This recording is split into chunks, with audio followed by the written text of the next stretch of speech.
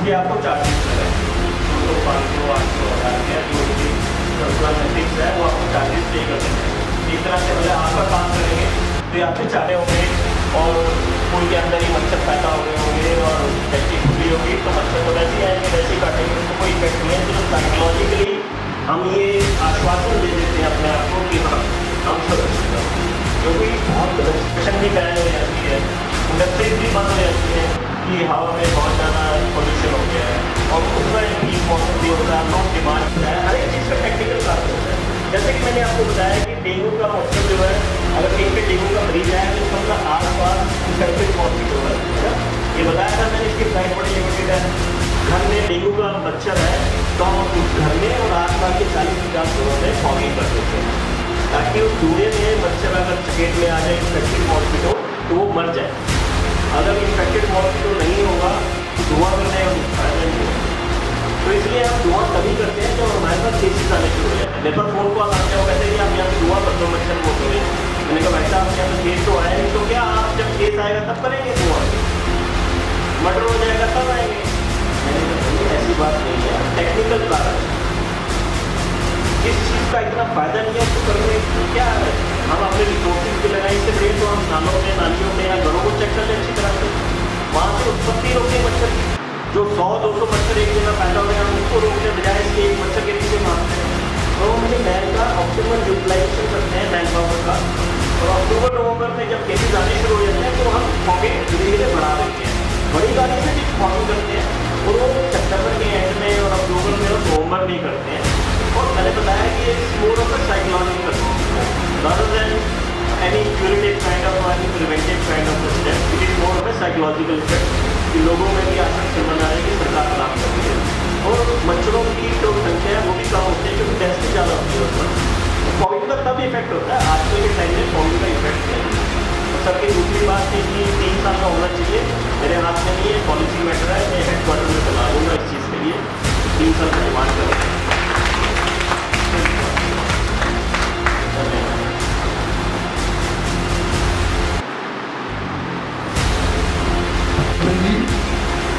बहुत सी बातें इन्होंने हमें बताई, काफ़ी बात पता की, कुछ ऐसी भी बातें जो नहीं पता थी हमें बताई, हमारा मार्गदर्शन कर, इनके लिए इनका बहुत बहुत धन्यवाद करते हैं।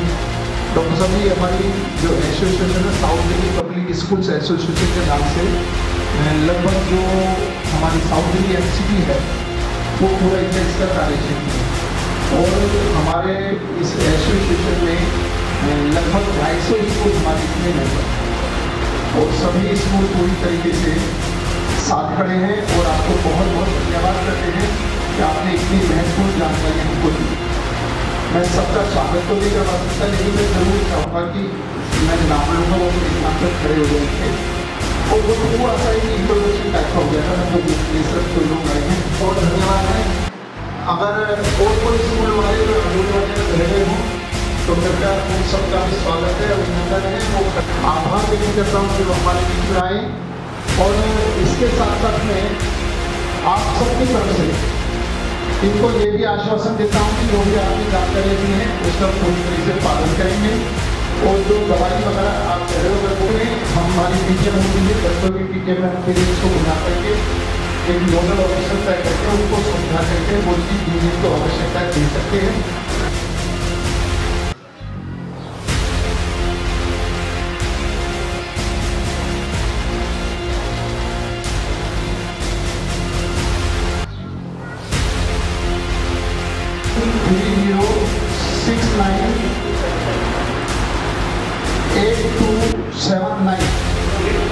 मैं द्वारा रिपीट कर रहा हूँ 8130698279 दोबारा रिपीट कर रहा हूँ, ध्यान से सुन लो 8130698279। ये डॉक्टर साहब का नंबर है। अगर कोई विशेष मैं चीज़ें से जरूर बोलना चाहूँगा, तो बड़प्पन है, उन्होंने हमें अपना नंबर दिया, हम सब ले रहे हैं, लेकिन इस नंबर को फोन करने से पहले बहुत गंभीर विषय हो तो जरूर डॉक्टर साहब से संपर्क करें। बिना को संपर्क करेंगे तो निश्चित तौर पर नंबर है 7827 50, मैं दोबारा रिपीट कर रहा हूँ, 7827505635। ये व्हाट्सएप नंबर है, इस पर आप फोटोग्राफ डाल के या कोई भी अपनी कंप्लेंट लिख के आप भेज सकते हैं। You take action within 48 hours. नोट कर लीजिए हमने 7827505635। अध्यापकाएं, अध्यापक, टीचर कम्युनिटी से, RWA कम्युनिटी से और सबका तहे दिल से धन्यवाद। मैं दो ही बातें समझने करना चाहूँगा। बहुत से ऑफिसर के थे और लंबा टाइम हुआ एजुकेशन में, लेकिन डॉक्टर साहब से नमस्कार, मैं वंदना अग्रवाल और आप देख रहे हैं रेड इंडिया प्लस। इस वक्त मैं मौजूद हूँ संगम विहार में। संगम विहार के school Delhi south Delhi public school management association की तरफ से यहाँ पर एक अवेयरनेस की मीटिंग रखी गई है, जिसमें डॉक्टर दीपक मित्तल जो है DHO साउथ दिल्ली से वो मौजूद रहे और डॉक्टर DN महतो जो DEO कॉर्पोरेशन से हैं वो मौजूद रहे। तो चलिए इनसे बात करते हैं कुछ इसी विषयों पर कि किस तरह की अवेयरनेस वो यहाँ पर लोगों तक पहुँचा रहे थे। देखिए, जैसा कि हर साल आपको पता ही है, जुलाई के बाद अगस्त, सितंबर, अक्टूबर में धीरे धीरे डेंगू, चिकनगुनिया, मलेरिया के केसेस बढ़ने शुरू होते हैं। और ये तीनों बीमारियां जो हैं जल जनित बीमारी हैं और ये मच्छरों से पैदा होती हैं। साफ़ पानी में मच्छर जनित बीमारियां हैं, साफ़ पानी में पैदा होते हैं मच्छर, साफ़ पानी घर में मिलते हैं।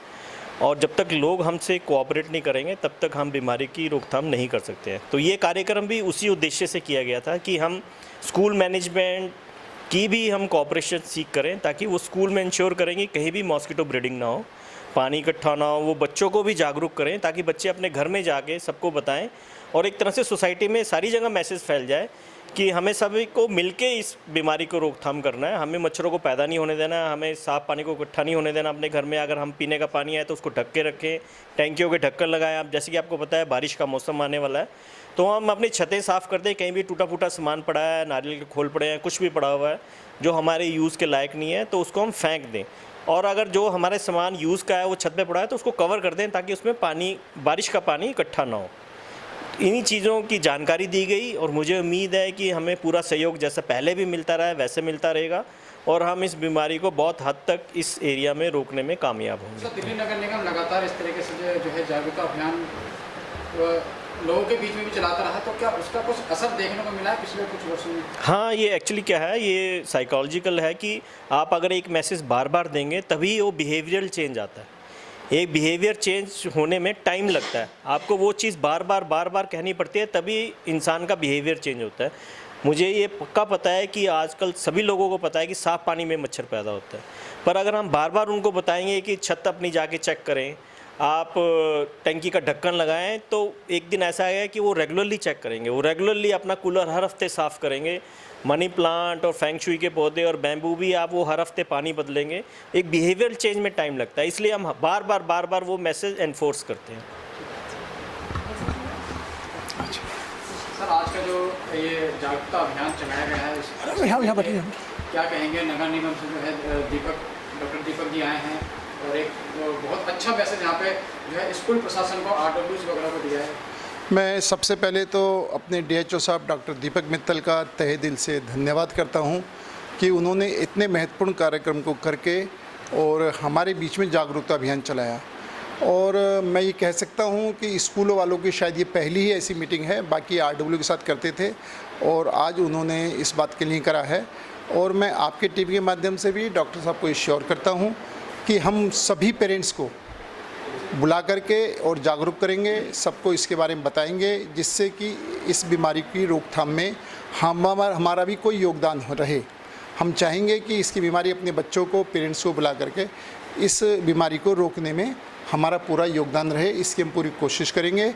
और वैसे भी हम समय समय पर अपनी तरफ से सूचना देते रहते हैं, लेकिन आज डॉक्टर साहब ने आकर के हमें जो आधिकारिक जानकारी दी उसका हमें बहुत लाभ मिला और हम सभी पेरेंट्स को, बच्चों को बता करके इसको आगे बढ़ाएंगे। सर, जैसे कि आज डॉक्टर साहब को आप लोगों ने बुलाया, तो आने वाले समय में डॉक्टर साहब को दोबारा आपको बुलाया ताकि जो नई जानकारी है आपको स्कूल प्रशासन में मिलती रहे। हाँ, बिल्कुल। हमने तो डॉक्टर साहब से आग्रह भी करा है कि कम से कम हर इस साल में एक बार ज़रूर इस किस्म का अगर आप समय देंगे तो हम आभारी रहेंगे और इस तरह का जागरूक अभियान चले और उसमें हमारा योगदान रहे, इसके लिए हमने डॉक्टर साहब से आग्रह करा है और मेरा ये मानना है कि डॉक्टर साहब ने इस आग्रह को मन से स्वीकार कर लिया है और क्योंकि पोस्ट चेंज होती रहती हैं तो निश्चित तौर पर हम इसको करेंगे, डॉक्टर साहब के साथ मिल करके, एमसीडी के साथ मिलकर इस प्रोग्राम को आगे बढ़ाएंगे। मैं तो ये कहना चाहूँगा कि सारा प्रोग्राम ही जागरूकता का है।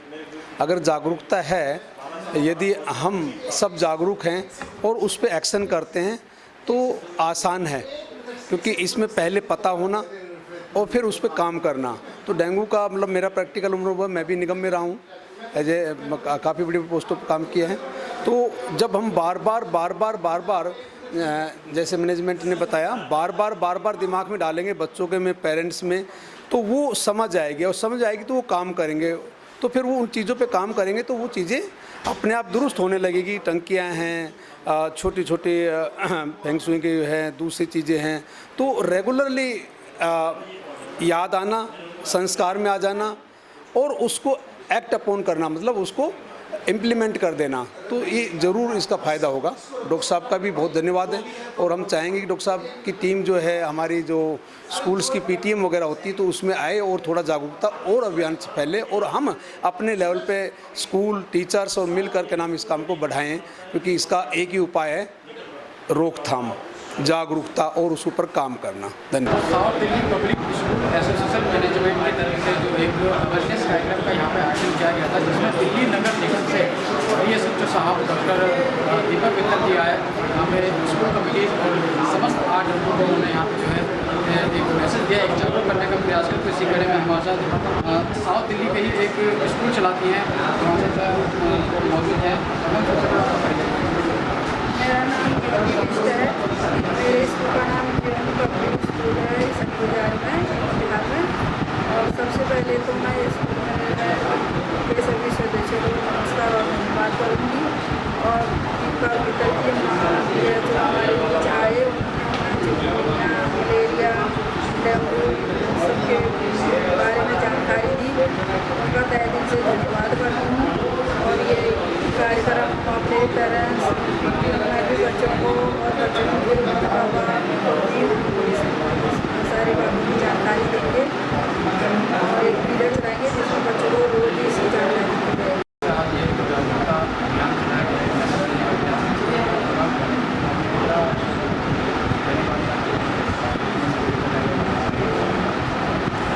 इस प्रकार ये काम हमेशा हमारे स्कूल में हमेशा होते रहते हैं। मैं अनिल रस्तोगी, न्यू संगम कॉन्वेंट स्कूल जीवलो बिहार में। हमारे स्कूल में हर 6 महीने में एक बार ज़रूर आते हैं ये। और जो डेंगू चलता है, जिस समय काफ़ी गर्मी हो जाती है, इसमें मलेरिया के समय में, डेंगू के समय में, ये साल में 2 बार तो अवश्य ही करते हैं। इनकी पूरी टीम आज, जैसे एक दूसरी बात को लेकर चल रहा हूँ, दीपक मित्तल जी ने जो आज बताई है बहुत संक्षेप में बताई है और बहुत अच्छा सबको लगा है, ताकि वो इस बारे में अवेयरनेस कर सके।